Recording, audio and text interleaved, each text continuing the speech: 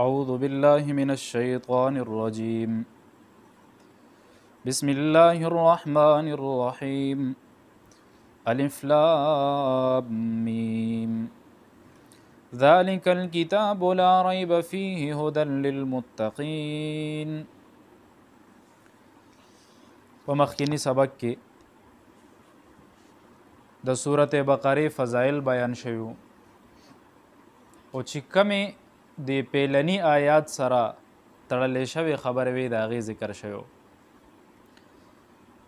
بیا دویمه خبره مې دې کې کړې وه چې دا فیه هدى للمتقین، په دې کې د فیه د معانقې دپاره دی چې دا د لا ریب فیه سره حسابیږي او د هدى للمتقین سره حسابیږي. په دې کې د نیکانو خلکو دپاره هدایت دی. د للمتقین کې لام د فایدې دپاره دی چې موږ ورته نفع وایو ځکه چې دا خلکو له فایده ورکړي دا قرآن مجید. متقین متقي څه ته ویلی کېږي؟ متقي دې ته ویلی کېږي المتقي من یتقي نفسه عما نهى الله. متقي هغه کس دی چې الله تعالی انسان د څه نه منې کړی دی، څه ګناهونو نه یې منې کړی دی چې د هغې نه ځان وساتي، دی ته متقي ویلی کېږي. وقایه چې دا اصل کې د ګتې ته ویلی کېږي. د قرآن مجید ته اوس دا ګته لګېدلې ده، دواړو طرف ته دې ته وقایه ویلی کېږي. دا هم د دې قرآن مجید د دې دننه پاڼو حفاظت کې دې ته وقایه ویلی کېږي. حدیث کې راځي وی دا ما یریبک الی ما یریبک. نبی کریم صلی الله علیه و آله وسلم ارشاد فرمایلو وی هغه شیزونه پرېږدئ چې کم شیزونه تاسو په شک کې واچئ او هغه شیزونه اختیار کړئ چې کم هم شک کې نه اچئ، نو دا د تقوا یو درجه ده. بل حدیث کې راځي الحلال بین والحرام بین. پیغمبر وی حلال هم درته بیان شوي دي، حرام هم درته بیان شوي دي. خو چې کم سړی په شبهاتو کې پرېوتو، په یو شیز کې شک شو چې یاره دا شیز حلال دی که حرام دی او شریعت هم د هغې حکم نه نازل کړی، وی د دې نه ځان وساته. نو دا د تقوا غلویه درجه ده. لکه حضرت عمر رضی الله تعالی عنه له یو ځل عطر راځي، نو کور والا ورته وی راکه دا عطر به زه په خلکو باندې تقسیم کم، ټولو له به ورکم برابر برابر، زه تې ځان له څه نه اخلم خو هغې له به ورکم. خو هغې کې د تقوا دومره لوی معیار دی چې حضرت عمر رضی الله تعالی عنه ورته وی نوی تا ته اجازت نشته که بل څوک یې تقسیمي ابې تقسیم کي، او ورته زه ترې نه اخلم، وی ما ته هم پته ده چې نه هلې دی. خو چې کله ته د عطر تقسیمې بل له ورکې، نو پتا باندې به دې خوشبویي لګي، نو دام ستا دې نه فایده اخیستل دي، نو وی دام تا دپاره جایز نه ده. نو دومره حده پورې احتیاط کوي. یو ځل ابوبکر صدیق رضی الله تعالی عنه حالانکې د زمانې خلیفو په هغه وخت کې کور والی خواهش ظاهروي، وی یاره وی ډېر وخت کېږي مونږ چېرته څه خواږه نه دي خوړلي. هغه وخت کې به د کجورو نه څه حلوا شانتې جوړېده، نو یې هغه هم نه دي خوړلي. نو ابوبکر صدیق رضی الله تعالی عنه ورته وی یاره وی ما سره خو همدا چې کمې پیسې راځي د بیت المال نه، بس همدغه پیسې دي لږي څه پاتې کېږي خو راته نه، همدغه پیسې را سره دي، د دې نه فایده اخیستی شو واخله دې. کور والا ورته وی ویزه وي داسې چل به وکړو وی چې کم د میاشتې خرچه مونږ ته بیت المال نه میلاویږي، وی دې نه به دا پیسې لږې لږې کمو، او چې کله پوره میاشت شي نو دا پیسې به اوچتې کو په یو مخ به بیا سره وړو. چې کله میاشت پوره کېږي کور والی دا خواږه پاخه که. نو په دې دوران کې ابوبکر صدیق رضی الله تعالی عنه ورته پیسې چېرته نه راغی، وی دا خو هغه وی چې ما د دې میاشتو پیسو نه لږې لږې کمې کړې وې، نو چې کمې پیسې پاتې وې هغې اوچتې کې بیت المال کې جمع کړي او هغې ته دا وایي وی ما له آینده میاشتې نه دا پیسې کمې کوي، زما د دې نه په کمو باندې هم ګزاره کېږي. دا هغه تقوا معیار دی، دا هغه پرهیزګاري ده. یو ځل عمر صاحب ناست دی لیکایي کوي، په دې دوران کې حضرت علي صاحب وله راځي او ځان ته ډیوه لګولې ده. حضرت علي صاحب ورسره کېناستو، ورته ای علي وی ذاتي کار له راغلی او که نه چېرته څه مسلې دپاره راغلی؟ او ورته یې نه وي زه ذاتي کار له راغلی یم، ډیوه یې بنده کړه. او ورته وی ای عمر وی خلک چې چا کره لاړ شي نو د هغې په میلمستیا کې ډیوه لګي رڼا کوي او تا ماته تیاره که، ورته وی زه ته چې کومه خبره کوو هغه ذاتي خبره کوو او موږ ته ضرورت نشته چې د بیت المال د پیسو ډیوي نه موږ فایده ذاتي خبرو دپاره والو دغه تقوا ده. په دې باندې الله تعالی د دې خلکو درجات لوی کړي دي، لوی درجات یې وله ورکړي دي. یوسف علیه السلام ته ګورې نه څنګه د خپل خواهش اتباع ختمه کا، خواهش پرستی ختمه کا چې د ګناه موقع ورته میلاویږي. حضرت یوسف علیه السلام د زلیخې نه ځان ساتي. دغه د تقوا لوی مقام دی. بیا د تقوا 3 درجات دي. یو درجه خو دا ده چې سړی د کفر نه نفرت وکړي، شرک کفر نه دی نه نفرت وکړي، کفر ته بد وایي، سپک وایي، هغې ته نږدې کېږي نه. دا ټولو کې کمه درجه د تقوا ده. دا د هر یو مؤمن په اړه کې ده چې زړه کې دا پرتی چې دا کفر بد دی، دا شرک بد دی، زه به نه کوم، بس کلمه مې ویلې ده، نه به په لفظي شرک کوم او نه چې کم دی نو اعتقادي شرک به کوم، په خوله به هم نه ویم، په عقیده کې به هم نه راځي چې شرک وکړم. دا ټولو کې کمه درجه ده. دویمه درجه دا ده چې سړی د لوی او د وړو ګناهونو نه ځان وساتي. دا د تقوا دویمه درجه ده. یو مثال در کوم، تفسیر ابن کثیر یو واقعه په دې کې لیکلې ده. هغه وی یو ځوان و د حضرت عمر رضی الله تعالی عنہ په زمانه کې، او وی داسې ځوانو چې د به ډېر ناشنا عبادت کولو. حدیث کې راځي وي د ځوانۍ عبادت چې کم دی نو هغه ډېر غوره دی الله ته. ځکه یو ځوان چې کله الله ته په ځوانۍ کې ځان وقف کوي د دې اجر هم زیات وي، هغه ډېر ناشنا عبادت کوي، او چې کله ګناه هم کوي نو هغه هم ډېره لویه ګناه بیا کوي. نو وي داسې ځوانو چې د به روجې نه وي، حدیث به وي، بس جومات کې به ناست و، قرآن به وي. حضرت عمر رضی الله تعالی عنه څومره لوی سړی دی، هغه به پرې رشک کولو چې یاله دا ځوان څومره ناشنا عبادت کوي. دا هغه زړه به کېدو چې دې ځوان ته به پسخېدو چې یاره څنګه عجیبه عبادت دا ځوان کوي.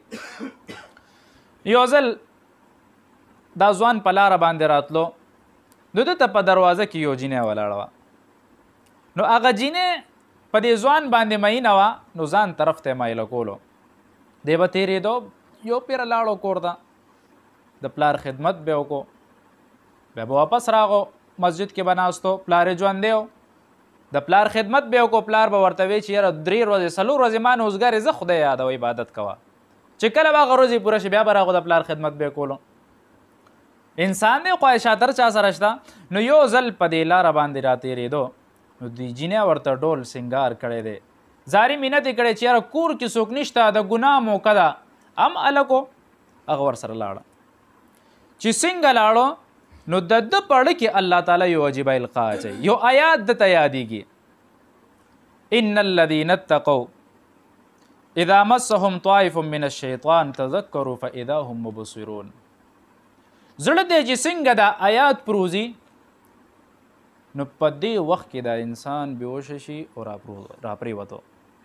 د دې آیات مطلب دا دی، یقینا هغه خلک چې کم د خدای نه یریږي، وی د شیطان یو ګرو یو ډله راغه، وی دا کس یې راونیوه، وی بیا په دې حالت کې د انسان ته یاد شو چې یاره زما خو شاته مې نیک اعمال کړي د هغه ډوبېږي. وی خدای تعالی وی ده له ما بینایي ورکوي، سترګې مې والا ورکړي دې کس له چې وګوره ګوره شاته د اعمال ډوبېږي، ړوندېږه ما د له سترګې درکې، شیطان نه ځان وساته.